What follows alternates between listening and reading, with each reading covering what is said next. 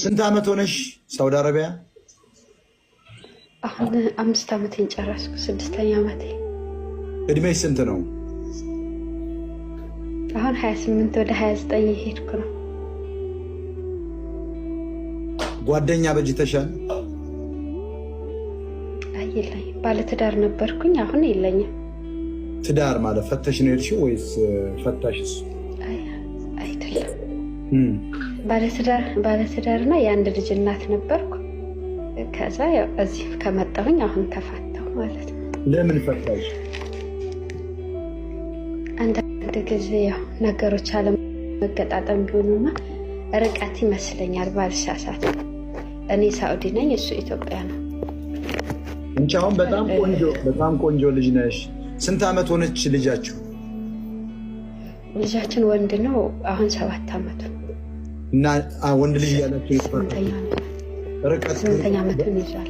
በ8 ዓመቱ ነው። ማን ጋር ነው የሚኖረው? አባቱ ጋር ነው ወይስ አንቺ ቤተሰብ ነው? ሲኖር የጋራ ነበር የኖሩት።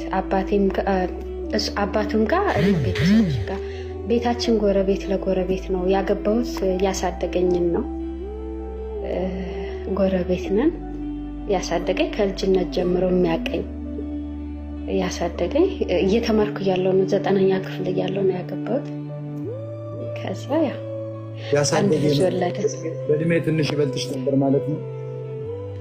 ብዙ አይደለም በእድሜ የሚበልጠኝ 8 ዓመት ነው። ብዙ ይባላል ብዬ አላስብም። ሚስትም ቢበልጥ ምን ችግር አለ? ሚስት ብትበልጥ አሁን እኮ የኛ ፋሽን አይ አይደለም። እንዳስተዳደጋችን ነው። አስተዳደጋችን የወንድ ልጅ ከፍ ሲል የሚባሉ አባባሎች አሉ። አሁን እሱ አግብቷል? አይ አላገባም። ውሽም አለው? አላውቅም። አትዋሽም። ላሳርቃችሁ። አላውቅም። ውሽም አለው? ሰምተሻል?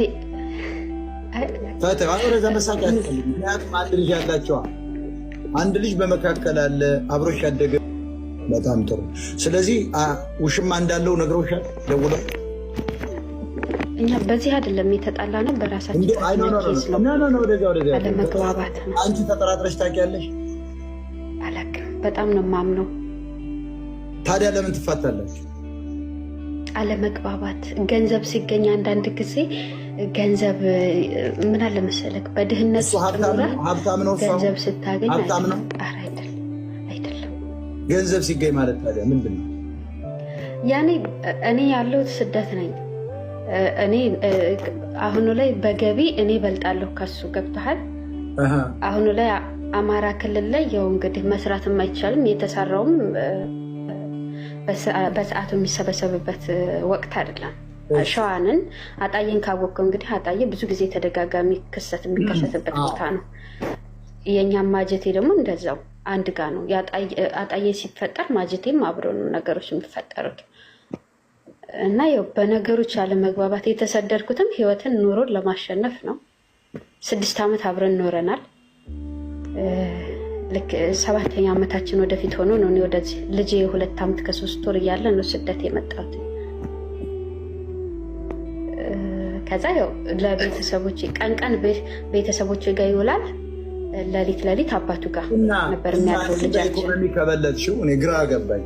አንቺ በኢኮኖሚ ከበለጥሽው አንቺ አላባረርሽው። ታዲያ እሱ ወይ ከአንቺ በልጦ ምናልባት አንቺን አልጠብቅም ምናምን ብሎ ሊሆን ይችላል ብዬ አስቤ ነበር። ታዲያ አንቺ በኢኮኖሚ ከበለጥሽው አንቺን ለምንድን ነው መፍታት የሚፈልገው? አለመግባባት። እኔ እንግዲህ እሱን ከሱ በኩል ገንዘብ አንቺ ልሽ ነበር በቶሎ አንቺ ከማለቱ በፊት እኔ የተሰደድኩት ራሱን ችሎ ለዓላማ ነው። ገብቶሃል? የተሰደድኩት ለአባቴ አይደለም ለትዳሬ ነው። አባቴ ገበሬ ነው። ነፍሱን በአጸደ ገነት ያኑርልኝ። ራሱን በደንብ የሚያስተዳድር በህይወት የለም። አባቴ 2 ዓመቱ ካረፈ ግን ራሱን ችሎ በደንብ ልጆቹንም ቤቱንም በደንብ የሚያስተዳድር የነበረ አባት ነው የነበረኝ። መሬት አለው፣ ገበሬ ነው። ግን እኔ በገዛ ፍቃዴ ስለነበር ያው ተማሪም ስለነበር በገዛ ፍቃዴ ስለነበር ያገባሁት ተወጪው የሚል ኃላፊነት ነበር የተጣለብኝ። እነኛን ነገሮች አብረን ሆነን ብዙ ታገልንና 6 ዓመት አብረን ኖርን። ከዛ ነገሮች ሁሉ የምንለወጥ አልሆን ሲል እኔ ወደ ሳኡዲ መጣሁ ልጄን ትቼ። ከዛ ይኸው እየሰራን እንግዲህ ማድረግ ያለብኝ ነገር የልጅነቴ እኮ ነው። መምህሬ ነው፣ የህይወት መምህሬ ነው። እሱን አለመውደድ አልችልም። ላስታርቃችሁ አልታረቅም።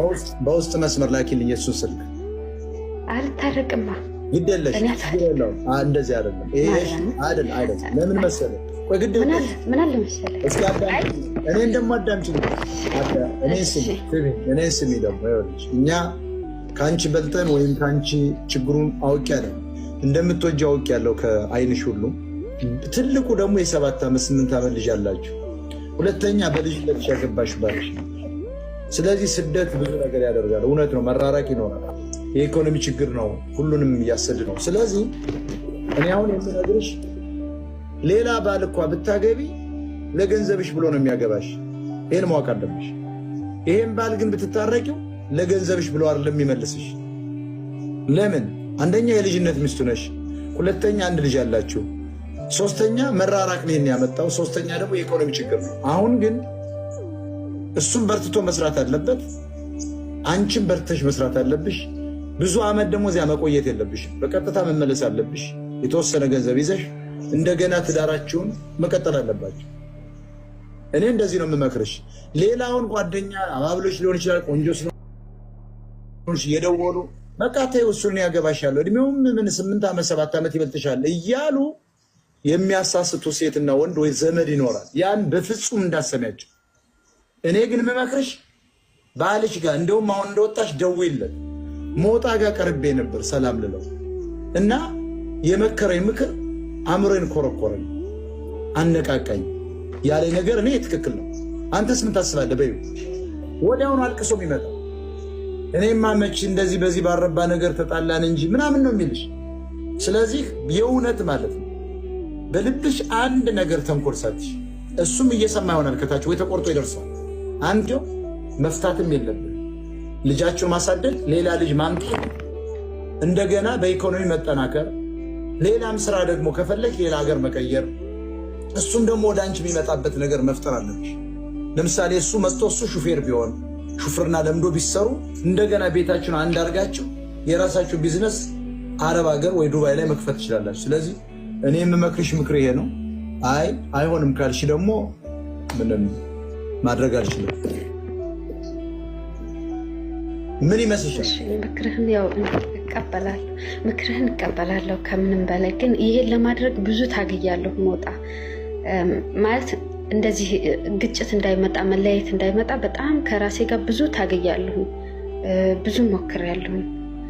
እኔ ህይወትን ማለት ያው የሚያውቁኝ እዚህ ውስጥ ሊኖሩ ይችላሉ። አሁን እንዳጋጣሚ ዝም ብዬ ልጫወት ገብቼ ላይ ብላይ ሳይ ስነካ ተቀበልከኝ።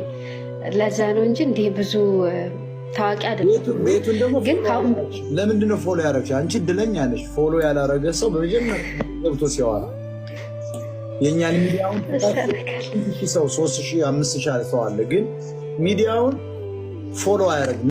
ሌላ ምንድን ነው ማስተላለፍ የምትፈልጊው ቁም ነገር? የከፈትኩ ላውራ ከይቅርታ ጋር እሺ። እኔ ማስተላለፍ የምፈልገው ነገር አንደኛ ምን አለ መሰለክ፣ በጣም ተቃቅረህ ከልብህ ትቃቃርና አለመጣጣም ይመጣል። تبي مفتاح؟ اوكي ይቅርታ ብያለሁ። ይገን ድሬሎ ሼር አርጉ፣ ታብታብ አርጉ፣ ሼር አርጉ። ሰላም ብያለሁ ሁላችሁንም። هنا عند الباب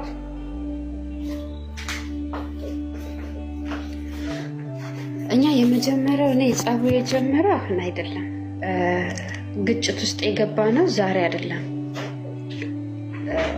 ከመጀመሪያው ገና እሱ ነይ ነው የሚለው። ገና እኔ እዚህ በነበርኩበት ጊዜ ነይ ባለው ነገር እንኑር ነይ ነው። እኔ ደግሞ ስንኖር እዛ ያሳለፍኳቸው በጣም ብዙ ውጣ ውረዶች አሉ። ገብቶሃል? ፍቅር ካለ ገንዘብ ብቻውን ዋጋ ያስከፍላል፣ በጣም ከሚባለው በላይ። እኔ ራሴን ከማፈቅራት በላይ ራሴን ከምወደው በላይ እኔ ባለቤቴን በጣም አከብረዋለሁ፣ እወደዋለሁ። የህይወቴ መምህር ነው። ብዙ ጠውረድን ያሳየኝ የኔን አስቸጋሪ ጸባይም ሊኖረኝ ይችላል፣ ጥሩ ጸባይ ችሎኝ የኖረ ባለቤቴ ነው። የልጅነቴ ነው። ህይወትን ከሱ ውጭ አላውቃትም። እስከዚህም አሁን እስካለሁበት እድሜም ድረስ ከሱ ውጭ ህይወትን አልኖርኩበትም፣ አላውቀውም። እሱም እንደዛው ነው የሚለኝ። ነገር ግን አንዳንድ ጊዜ የምትኖረው አንተ እኮ ህይወትህን አሸንፈህ ሆነ ደረጃ ላይ ለመድረስ ነው አይደል? እንደሞጣ ሁል ጊዜ ያለህበት ቦታ ላይ ያለህበት እድሜ ላይ ትቀመጣለህ? አትቀመጥም። እኔ አሁን ዛሬ እዚህ 28 እድሜ ላይ እንደሆንኩኝ እንኳን አልኖርም። ነገ 40 50 ደርሳለሁ። ስለዚህ የሰው ልጅ ህይወትን ሲኖር ስንጋባ ቤት ኪራይ ውስጥ ነበርን፣ ምንም ነገር የለንም ነበረ። ግን ቀስ እያልን ሄድን፣ ልጅ ወለድን፣ እያደገ ነው እና ትላንት ነበርንበት ህይወት ላይ መቀመጥ የለብንም። አግዘኝ ማጀቴ ግዴታ መኖር ከሌለብህም ሌላ ቦታ እንድትሄድ አድርግ። እዚህ እንዲመጣ ፈለግኩኝ፣ ሳኡዲ እንዲመጣ መኖሪያ ላውጣለህ ና ቶሎ። እኔ ህገ ወጥ ነኝ። እኔ የመጣሁት በባህር ነው። በጣም ብዙ ፈተና ናይቼ 2 ወር ተጉዤ ነው የገባሁት ሳኡዲ ምድር ላይ ታምሜ። ምክንያቱም ማጠበውን ልጄ ነው ትቼ የመጣሁት። 2 ዓመት ከ3 ወሩ ነበር ልጄ። እኔም ገና 20ዎች ውስጥ እየገባሁ ነበር በዛ ጊዜ። ስለዚህ ያ ልጅ ነው ትቼ የመጣሁት። የልጅ ናፍቆት አለ፣ የቤተሰብ ናፍቆት አለ፣ ብዙ ነገሩ ጠውረዶች አሉ። ግን እነዛን ሁሉ ችዬ የተሰደድኩት ለአባቴ አይደለም ለባለቤቴ ነው። እኔ በአንድ ነገር አምናለሁ። እኔ ከምስቅ እኔ ከማምር በላይ እሱ አምሮ እሱ በቃ የሆነ ደረጃ ደርሶ ማየትን ነበር የምመኘው። በቃ ፍቅር ይሄንን ነው። ከአንተ በኩል ብቻ መስጠትክን ነው የሚመለከተው። ግን ያልፋቴ ያልሆናልና በቃ ሁሉ ነገር እንዳልሆነ ቆጠረና ከሱ በኩል ነገሮችን ሁሉ አዞራቸው። አሁንም ስለሱ ክፉ ምንም ነገር ልል አልችልም። ግን በባዶ ነው የቀረሁት። እኔ 5 ዓመት የሰራሁበትን ነገር ሁሉ ሰጥቼዋለሁ። ገንዘቤን ሰጥቼዋለሁ፣ ሁሉ ነገሬን ሰጥቼዋለሁ። ከዛ የልጄ 7 ዓመት ነሐሴ 10 ነበረና ለ7 ዓመቱ ለልደቱ ደርስልሃለሁ ብዬ ቃል ገባሁለት ለልጄ። ከዛ እቃ ለቤት ውስጥ የሚያስፈልጉ እቃ ምናምን ካርጎ አደረኩኝ ላኩኝና ነሐሴ ላይ ልገባ ፕሮሰስ ጀመርኩኝ። ከዛ ፕሮሰስ ጀምሬ ልገባ ስነሳ ቤቱን ፊኒሽንግ ጨርሶ ነበር። ቀለም ኮርኒስ ምናምን በጅብሰም ነው የሰራው። በጣም የሚያምር ቤት። ከዛ በኋላ ፊኒሽንግ ጨረሰና አንድ ጥያቄ ጠየቅኩት። በህይወቴ እኔ ጠይቄው አላውቅም። ገንዘብ የምትሰራው የት ነው የምታመሸው ምናምን በቃ አላውቅም። እኔም ህይወትን ሀብዬ የጀመርኩት ከሱ ጋር ነው። ማምላክ በምታውቀው አሁንም ከሱ ውጭ ህይወትን አላውቃትም። ወንድንም አላውቅም። እቅፍንም ቁጣንም መኖርንም የማውቀው እሱም ብቻ ነው ከአስራዎቹ ጀምሬ። ስለዚህ እሱን የማላምንበት ምንም አይነት መንገድ የለኝም። በጣም ነው የምወደው። እናትና አባቴን እንኳን የእሱን ያክል አላምናቸውም። ማለት በጣም ነው የማምነው። ራሴን የማምናትን ያክል ይሄ ምንም ደብቄው አላውቅም። ምንም በቃ አሁንም እንደዚህ ተጣልተን እንኳን እኔ ሞቼ እሱ ይኑር የሚል ስሜት ነው ያለኝ። ገብቶሃል? ፍቅር ራስ ወዳድነት እንድትሆን አያደርግህም። ለዛ ሰው ደስታ መኖርን ብቻ ነው የሚፈልገው። እና ባጃጅ የገዛሁለት በመጣሁ በአመት ከምናምን አካባቢ ነው የመጣሁበትን ዕዳ ሳልከፍል ነው ባጃጅ የገዛሁለት። እና በቃ አሁን በባጃጅ እየሰራሁ ቤቱን ፊኒሽንግ እሰራልሻለሁ አለኝ ማለት ነው። ከዛ አንቺ ለእጅሽ የሚይዙን ይዘሽ ትመጪና ሱቅ ከፍተሽ ትኖሪያለሽ አለኝ። እሺ አልኩት። ከዛ ባጃጅ ያዘ። ጦርነትም ስለሆነ ብዙ መስራት አልቻለም መሰለኝ። ግን ከሱ ጋር ባጃጅ ይገዙ፣ ቤታቸውን ማኔጅ እያደረጉ ቤታቸውን እያስተዳደሩ ነው። ገብተሃል? ከዛ አልጠይቀውም ምን ሰራ በባጃጅ ምን ገበያ ያገኘህ ምናምን አልልም። ብቻ ከጦርነት መትረፉን ነው የምጠይቀው። እንዴት ናችሁ ዛሬ ደህና ናችሁ ወይ ተረፋችሁ ወይ? ይሄን ብቻ ነው ሁሌ የምጠይቀው። እና ግን ልገባ ክረምት ላይ ልገባ ስል እቃ ካርጎ አድርጌያለሁ ብያለሁ። የሴቶች እቃ ይሁን የወንድም እቃ ምናምን በቃ ካርጎ አድርጌያለሁ። እዛ ስገባ ኢትዮጵያ እንዳይቸግረኝ ብዬ ለሱም የሚገባ ሰው ሳገኝ እንኳ ከዚህ ከሳውዲ ወደ ኢትዮጵያ የሚገባ ሳገኝ ለሱ ሽቶ እንዳይቀር፣ ሰዓቱ እንዳይቀር፣ ስልክ እንዳይቀር በቃ እሱ አእምሮ እንዳየው ነው የምፈልገው። አሁንም ማምላክ ካለች እሱ ደምቆ ደስታን ይስጠው። እኔ ደግሞ ሁልጊዜ ወደ ታች ልኑር። በቃ እኔ ልኑር፣ ግን ከእሱ ጋር መታረቅ አልፈልግም። እውነት የምነግርህ አባቴን በጣም ነው የምወደው አይደል? አባቴ ቢመለስ ከእሱ ጋር መታረቅ አልችልም። ይቺ የቆመችውን የሺ ያየሃት ዛሬ በመድኃኒዓለም ቸርነት ነው። እና የምንጠየቅኩት እስኪ ከቻልክ አልኩት ወይ ሶፋ ወይ ፍሪጅ ወይ አልጋ አንድ ነገር ግዛልኝ። ይችን ነው እንግዲህ ይሄ ነው የጸባችን ትልቁ ዋጋ የሆነው። ልክ ክረምት ላይ ልገባ እቃውን ሁሉንም ካርጎ አድርጌ ጠየቅኩት። እጄ ላይ ባዶ ነኝ። አሁን እቃ ስትልክ ብዙ ብር ይፈጃል። ምንም የላከው እቃ ብዙ ባይሆንም የ4 ወር የ5 ወር ደሞዝ የሚያዘብኝ እቃ። ከዛ በኋላ እኔ እጄ ላይ አሁን ብር የለኝም ነይ ነው የምትለው። ስለዚህ እኔ ልመጣ ነው። ቤት አለን፣ አንተ ለጅ የምትሰራበት ባጃጅ አለ፣ መሬት አለ። ከዛ ላይ ቀለብ ታመጣለህ። እኔ በቃ የምፈልገው ይሄ ሴት መሆን ማለት ወንድ ስለሆንኩ ምናልባት አይገባህም። እኔ አሁን ከአሁን በኋላ ይሄን እድሜን መሆን የምፈልገው የቤት እመቤት ሴት የሆነች ሴት፣ ባሏን ልጆቿን ማኔጅ አድርጋ የምትኖር ሴት፣ ለባሏ ዘውድ መሆን የምችል ሴት ነው መሆን የምፈልገው። እስከዛሬ በጣም ብዙ ውጣ ውረዶችን ስላለፍኩኝ አሁኑ ላይ እንደዛ አይነት ሴት ነበር መሆን የምመኝበት ጊዜ ነበር ይሄ። ከዛ እኔ ከአሁን በኋላ ራስክን እንድትችል ቤትህን ማኔጅ ማድረግ እንድትችል እፈልጋለሁ። ስለዚህ አግዘኝ። እኔ ደክሞኛል፣ በቃ ሰው የለኝም እና ደክሞኛል። አባቴን በጣም ነበር የምወደው። የሚያውቁኝ ሰዎችም ይኖራሉ እዚህ የማጀቴ ልጆች። አባቴን ከኔ በላይ ወደዋለሁ፣ አከብረዋለሁ። እና የአባቴ መሞት ቅስሜን ሰብሮት አልፏል። በቃ እንዳልነሳ አድርጎኝ አልፏል የአባቴ ሞት። እና ያለህኝ አንተ ነህ። አሁን ባሌም ነህ፣ ወንድሜም ነህ፣ ጓደኛዬም ነህ። እና በቃ ተረዳኝ፣ ሰው ያስፈልገኛል፣ ተረዳኝ አልኩት። ከዛ እሱ ያፌዝብኝ ያዘ። በቃ እዛ በርገርሽን እየበላሽ እዛ እንደዚህ ይሆንሽ።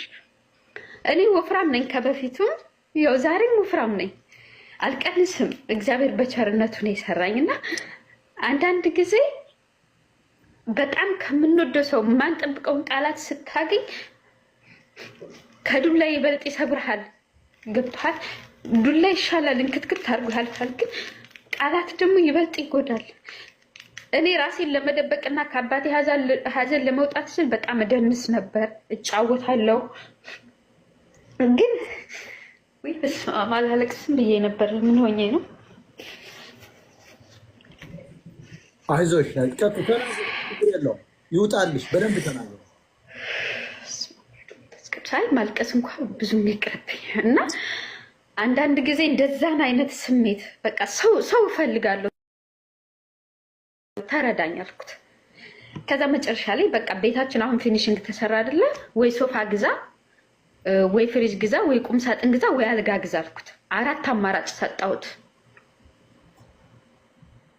ቤቱ ፊኒሽንግ ቢጨርስም የቤት እቃ ያስፈልገዋል እና አንዱን አግዘኝ። እጄ ላይ ምንም አይነት ብር የለኝም፣ እቃ ካርጎ አድርጌያለሁ የቤት እቃ የሚያስፈልጉኝን እና አግዘኝ ስለው አንቺ እዛ በወር 100,000 60,000 እየሰራሽ ያላለፈልሽን እኔ ለምን እንደዚህ ትይኛለሽ አለኝ። ያን ጊዜ የተሰማኝን ስሜት ልነግርህ አልችልም። ለምን እንደዚህ ትለኛለህ? እስከዛሬ የሰራውን ጠይቄ አላውቅም እኮ። እስከ ስም አጠራሩ ራሱ ቸርነት ነው ስሙ። ባለቤቴ ቸርዬ ነው የምለው። ቸርዬ የኔ አባት እለዋለሁ። በአባቴ ማንንም አልጠራም። ግን በቃ አባቴ ሲሞት እሱን እንደሆነ መከታ አድርጌ የቆጠርኩኝና በቃ የተለየ ነገር እንዲረዳኝ ፈለግኩኝ።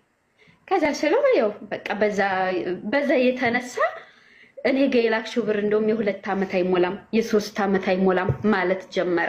ኤምባሲ ሄጄ ፕሮሰስ ጀምሬያለሁ። የሚያውቁ ሰዎች ይናገራሉ ራሱ እኔ ለልጄ 7 ዓመት በጣም ልደርስለት በጣም ብዙ ለፍቼ ነበር መውጣ ማለት በቃ ልጄን እመጣለሁ ብዬው ምናምን አጓጉቼዋለሁ። ከዛ ፕሮሰስ ጀምሬያለሁ። ልመጣ ነው እኮ ለምን እንደዚህ ትለኛለች ስለው ሶፋውንም አልገውንም እዚህ ስመጭ እጅሽ ላይ በያሽው ብር ትገዢዋለሽ አለ። ምን አልኩት? አሁንም ስመጣ የኔን እጅ ነው የሚጠብቀው? እኔ እኮ እጄ ላይ የለኝም፣ ያለኝም ካርጎ አድርጌያለሁ ስለው በቃ ያን ጊዜ ብርሽን ለማንም እያበላሽ ነው፣ እኔ ጋር የላክሽው ብር የ3 ዓመት አይሞላም የ2 ዓመት አይሞላም። በቃ እነኛ ነገሮች ብጥብጥብጥ አሉና ቤተሰቤ ጋር ደረሰ ማለት ነው። እኔ በትዳር ውስጥ የመጡ ችግሮችን ራሴ እፈታለሁ እንጂ ቤተሰቤ ጋር እንዲደርስ አድርጌ አላውቅም ነበር። ግን ያ በቃ መጨረሻው ደረጃ ላይ ሲደርስ እናቴ የለችም፣ እናቴ ያለች አባቴ የለም። ለእናቴ ነገርኳት። እናቴ ደግሞ በጣም ነበር የምትወደው እሱ በጣም ጎረቤቷ ነው ያሳደገችው ልጇ ነው። ከዛ ጥያቄ ሲቀርብላት ያው ምንም አይነት ገንዘብ የላትም አለ። እግዚአብሔር ይስጠው። እንደውም እሷ ጋር ያለው ብር ይበልጣል። እኔ ጋር የላከችው እኮ 1 ሚሊዮን አይሞላም አለ። እኔ ጋር የላከችው እኮ 1 ሚሊዮን አይሞላም። እሷ በወር እኮ የምትሰራው 67 ሺህ ነው። ስለዚህ እኔ እንግዲህ 67 ሺህ ብሰራ አስባ መታመም አለ፣ ሳኡዲ ህገ ወጥ ነኝ፣ ቤት ኪራይ አለ፣ መታመም አለ፣ የሴቶች የሚያስፈልገኝ አለ። ያንን እንኳን ሳይደምር እኔ እውነቱን ሁሌ ስለምነግረው 2000 ከሆነ የምሰራው ደሞዝ 2000 ነው የምሰራው እለዋለሁ።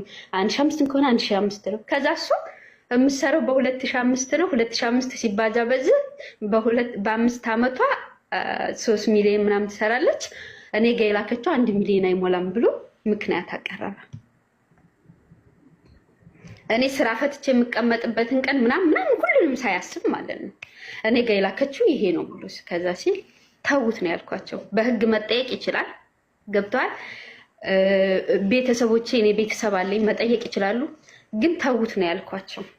አሁንም እኔ ገንዘብ ልመና ምናምን አይደለም። ስለዚህ ተውት አልኳቸው። ተጠየቀ። ሲጠየቅ የለኝም አለ።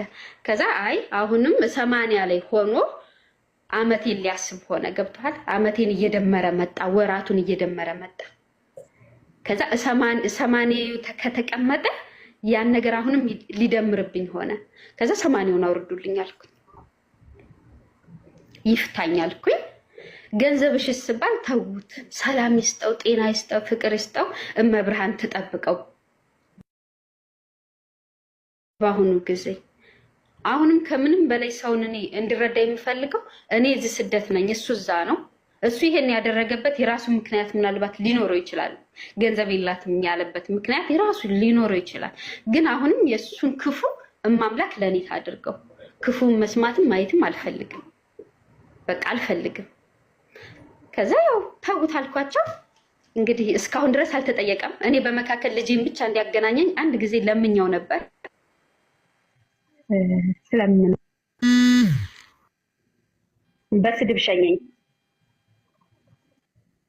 ጥያቄ የሽ አደውልባት።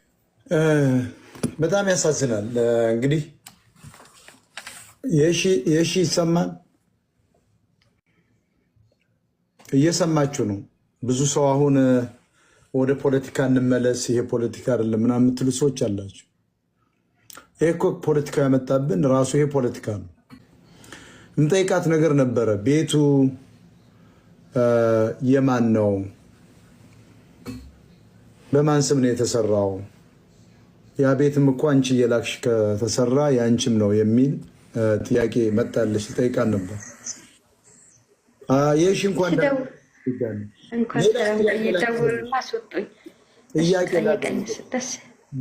ቤቱ የት ነው የተሰራው? እዛው ማጀቴ። ማጀቴ ከተማው ነው አይደለም? ከከተማው ትንሽ ዝቅ ይላል። የኛ ወላብዬ ይባላል ቦታው። ዝቅ ብሎ ቤተሰብ ጋር ነው? አዎ፣ ቦታው የአያቱ ነው። አያቱ ናቸው የሰጡት። አሃ። ቤቱ እንግዲህ የሰራሽው አንቺ ነሽ? የጋራ እንበለው። የጋራ አይ ገብቶኛል። ስለዚህ ፊኒሽንግ ብቻ ነው። እኔ በግሌ ፊኒሽንግ በግሌ ነው። ቤቱን የጀመርነው እዛው እየኖርን ነው። እዛው በምንኖር ጀምረነው ጣራና ግርግዳው ቆሞ ጭቃ ብቻ ተመርጎ ነው እኔ ወደ ሳኡዲ የመጣሁት። ከዛ እኔ ሁሉን ይሄ ሲሚንቶ ምናምን ፊኒሽንጉን ጨረስኩኝ። ስለዚህ ቤቱ የጋራሽ ነው። ባይዘው ፍርድ ቤትም ስትሄጂ ስትመለሽ ቤቱ የጋራሽ ነው። ምንም የሚጠፋ ተሽጦ ለጋራ ችግር የለውም። አሁን ይኸውልሽ አንደኛ አንቺ በስደት እያለሽ አባትሽን አጠሻል። የምትወጂውን አባትሽን አጠሻቸዋል። በጣም እናዝናለን። በጣም የሚያስለቅሰው እሱ ነው። ሁለተኛ ደግሞ በዚህ እድሜሽ ወይም ደግሞ ወጣቱ ነሽ ወንድ ያላደረገውን በባህር ላይ ሄደሽ ነው ለመቀየር። በጣም አክብሮት አለን። ባይዘው እንዳንቺ አይነት ጀግና እህቶች ለሌላ እህቶች ማስተማሪያ የሆኑ ዘንድ ነው ያስከተልኩሽ። ይሄ ታሪክ የአንቺ ታሪክ ይታያል።